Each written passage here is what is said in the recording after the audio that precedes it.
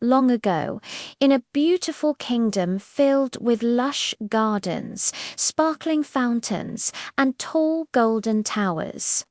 There lived a young princess. She loved nothing more than to play near a clear spring deep in the forest. The spring was her favorite place in the whole world because its water sparkled like 1,000 diamonds under the warm sun. The princess owned a magnificent golden ball, her most treasured toy. Every day she would go to the spring to toss it high into the air and catch it, her happy laughter echoing through the trees.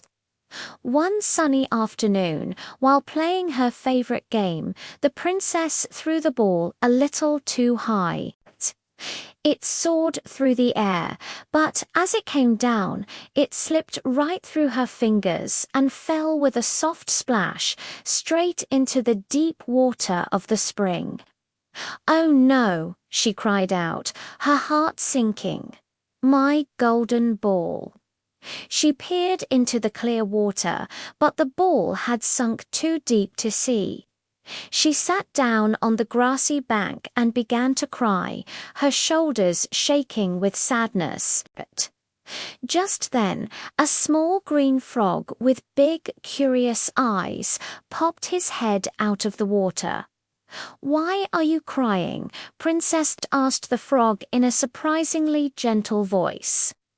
The princess was startled to hear a frog speak, but her sadness was so great that she answered him.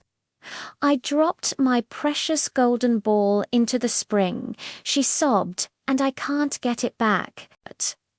The frog blinked slowly, thought for a moment, and then said, "I can help you get your ball, but only if you promise me something in return."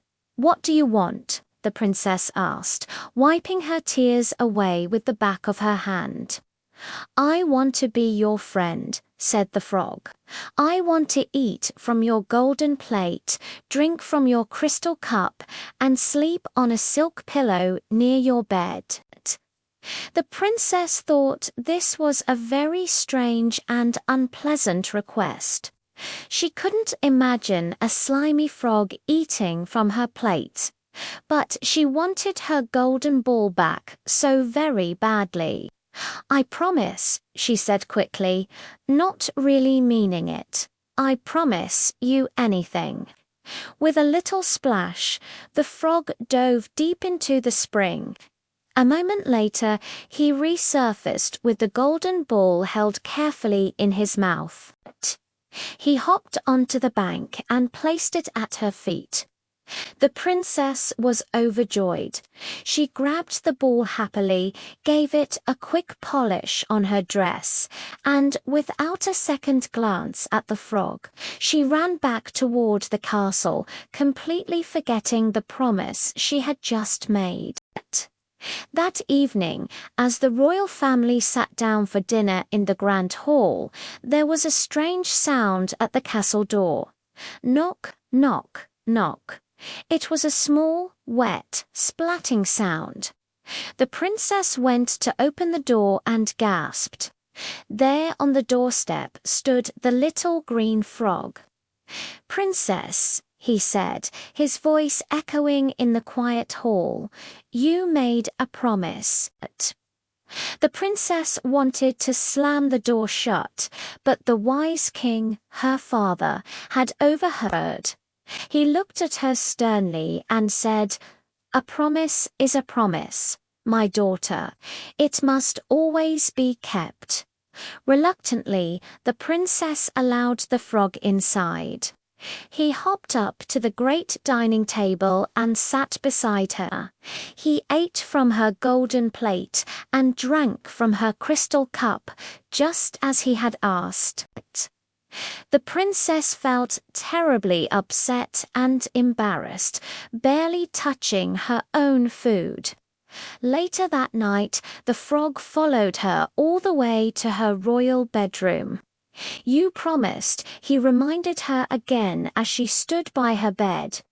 With a heavy heart and a sigh, the princess picked up the cold, damp frog and placed him on a soft pillow next to her own.